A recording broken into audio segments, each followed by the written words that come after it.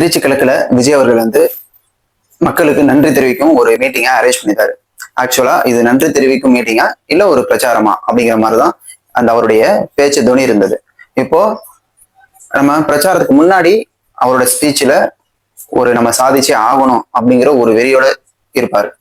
இப்போ அவரோட ஸ்பீச்ல நம்ம சாதிச்சிட்டோம் அப்படிங்கிற ஒரு சந்தோஷம் கலந்த ஒரு பேச்சாதான் ஆக்சுவலா அந்த பேச்சு இருந்தது. வாங்க அந்த பதிவுக்குள்ள போகலாம். சிஎம் விஜய் அவர்கள் வந்து நிறைய விஷயங்களை ஒரு நக்கலாகவும் அவர் மேல வந்த விமர்சனங்களை ஒரு எப்படி அதை அவர் எடுத்துக்கிறாரு அப்படிங்கிற விஷயத்த அவர் ஃபுல்லா மக்கள்கிட்ட கன்வே பண்ணாரு. அதுல ஃபர்ஸ்ட் அவர் ஆரம்பிச்சது வந்து நம்ம ஆட்சி அமைஞ்சதும் இந்த ஆட்சியை நாங்க 6 மாத காலம் தொந்தரவே பண்ண மாட்டோம் அப்படிங்கிற ஒரு பேச்சை வச்சாங்க ஸ்டாலின் சார் அவர்கள். ஆனா அவங்களால 6 நாள் கூட பொறுக்க முடியல, நம்ம மேல அவதூறு பேச ஆரம்பிச்சிட்டாங்க அப்படின்னு அவர் பேச ஆரம்பிச்சவர் கடைசியா இப்ப வரை நடக்கிற இந்த விவசாயத்துக்காக அவர் கொடுத்த தள்ளுபடி, கரண்டுக்கு 200 யூனிட் அப்படின்னு சொன்ன விஷயங்கள் கொண்டு வந்த விமர்சனங்களுக்கு அவர் பதிலடி கொடுக்கறதா தான் ஆக்சுவலா இந்த பேச்சு இருந்தது. பிளஸ் திருச்சி கிழக்குல நான் ஒருத்தவங்களை போட போறேன், அது உங்கள்ட ஒருத்தவங்க தான். அப்போ நீங்க இப்ப இது மாதிரி ஜெயிக்க வச்சது மாதிரி திருச்சி கிழக்குல அவரையும் நீ ஜெயிக்க வைக்கணும் அப்படிங்கிற ஒரு பிரச்சாரத்தையுமே மேற்கொண்டு பேசுற மாதிரி தான் இந்த அவருடைய பேச்சு இருந்தது. இதுல முக்கியமான அம்சங்களா நம்ம என்ன பார்க்கணும் அப்படின்னா, விஜய் அவர்கள் மேல என்னென்ன மாதிரியான குற்றச்சாட்டுகள் வைக்கப்பட்டது. 20 நாள்ல இவ்வளவு சட்ட ஒழுங்கு பிரச்சனைகள் இருக்கு, இவ்வளவு போதைப் பொருட்கள் பிரச்சனைகள் இருக்கு.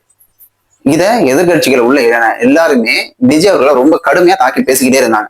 இதுக்கு ஒரு பதில் சொன்னார். ஆலமரத்து பேர்ல சுடுதண்ணியை ஊத்துறவங்க வந்து ஆரம்ப காலத்துல ஊத்திட்டு போயிட்டாங்க, அது என்ன ஆகும், பட்டுதான் கிடக்கும். அது மாதிரி விஷயங்கள் தான் இப்ப நடந்துகிட்டு இருக்கு. போதைப் பொருட்கள் விஷயத்த ஒவ்வொரு முடுக்கலையும் ஊர் முடுக்கலையும் ஒவ்வொரு ஏரியாக்கள்லையுமே போதைப் பொருட்களை அப்படியே தூக்கி வாரி போட்டு போயிட்டாங்க. அது இப்ப வந்து நான் அதை கிளியர் பண்ணிக்கிட்டு இருக்கேன் முடிஞ்ச அளவுக்கு. 20 நாள்ல முடிஞ்சதை நான் பண்ணிக்கிட்டு இருக்கேன். ஆனா எல்லாத்தையும் பண்ணி வச்சுட்டு போயிட்டு நம்ம மேல அவதூறு சொல்றதுக்கான எந்த தார்மீக தகுதி இருக்கு அப்படிங்கிற மாதிரியான கொஸ்டினை அவர் கேட்டாரு. இப்போ திமுகவுக்கு இதுக்கு மாறுதலா கருத்துக்கள் வரும், ஆனா ஆக்கப்பூர்வமான பதில் சொல்ல முடியாது. இன்னொரு விஷயம் சொன்னாரு, இதுல வந்து நம்ம ஆல்ரெடி வீடியோல பேசியிருக்கோம். திமுக கூட்டணியில் உள்ள கட்சிகளே மதசார்பற்ற கட்சிகள் நம்ம சொல்லுவோம் பாத்தீங்களா, காங்கிரஸ், பிசிகே, சிபிஐ, சிபிஎம், ஐயுஎம்எல், இந்த கட்சிகள் இப்ப அவங்கள்ட்ட இருந்தாங்க. இப்போ தாவேகாவுக்கு ஆட்சி அமைக்கிறதுக்கு ஆதரவு கொடுத்திருக்காங்க. இதுல பிசிகேவும் ஐயுஎம்எலும் அமைச்சரவையிலேயே பங்கு பெற்றாங்க. இப்ப இவங்க எல்லாருமே அந்த விஷயங்களை ஒருத்தவங்களா சொல்லிக்கிட்டே வராங்க. அதுக்கு காரணம் என்னன்னு அவங்களுக்கு தான் தெரியும். ஆனா அந்த விஷயத்த அவங்க சொல்றதை காட்டிலும் ஒரு முதல்வரா அவர் சொல்லும் போகுது அதுக்கு வீரியம் அதிகம். அந்த விஷயத்த அவர் கன்வே பண்ற விதம் வந்து நல்லா இருந்துச்சு. அவர் ஒரு மீட்டிங், அதாவது பிரச்சாரம், அதாவது முதல்வர் ஆகிறதுக்கு முன்னாடி பிரச்சாரம் மேற்கொண்டார் பாத்தீங்களா. அப்போ நீ இல்லைனா நான் இல்லைனா நீ, அப்படிதான் நம்ம ஆளணும், இடையில எவனும் வந்துடக்கூடாது அப்படிங்கிற ஒரு பாயிண்ட அவர் சொன்னார். ஆக்சுவலா அது உண்மைதான் ஆயிருக்கு. இன்னொருத்தன் உள்ள வந்ததும் நம்ம 2 பேரும் கூட்டணி சேர்ந்துக்குவோம், அவனை வரவிடக்கூடாது அப்படிங்கிற மாதிரியான ஒரு மைண்ட் செட்டை வச்சுக்கிட்டு இவங்க வந்து எதிரான ஒரு மைண்ட் செட்டை வச்சுக்கிட்டு அவங்க நம்ம மேல அவதூறு பேசுவதற்கான எந்த உரிமையும் கிடையாது அப்படிங்கிற மாதிரியான விஷயத்த விஜய் அவர்கள் தெளிவா ஒரு சிரிப்பு கலந்த பேச்சோட சொன்னாங்க. இன்னொரு விஷயம் என்னன்னா, அவர் மேல் நிறைய அவதூறுகள் பேசப்படுது இல்லையா, நிறைய வன்மங்கள் கொட்டப்படுது இல்லையா. அவர் முதல்வர் ஆனாலும் ஒரு ஆட்சி அமைக்க முடியாது, தக்க வைக்க முடியாது, இவரு ஒரு ரீல்ஸ் இன்ஸ்டாகிராம்னால தான் ஜெயிச்சாரு, இவ்வளவு பேச்சுக்கள் பேசப்படுது இல்லையா. ஓகே, அதெல்லாம் பேசிக்கிட்டே இருங்க, பேச்ச ஸ்டாப் பண்ணாதீங்க, எவ்வளவு திட்டணுமோ திட்டிக்கிட்டே இருங்க. நீங்க திட்டிக்கிட்டே இருங்க, நான் மக்களுக்கு எப்போது நல்லது பண்ணிக்கிட்டே இருப்பேன்.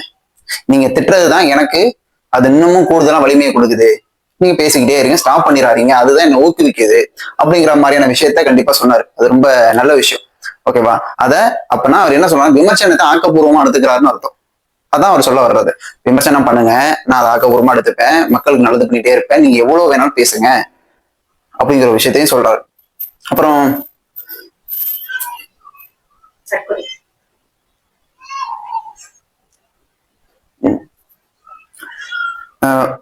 அவர் அரசியல் வந்ததுல இருந்து சில விஷயங்கள் வந்து அவர் மேல ரொம்பவும் அது எப்படின்னா, இன்னொருத்தன் எப்படி வரலாம் நம்மளை எதிர்த்து அப்படிங்கிற ஒரு மெயின் செட்டை பாக்குறது.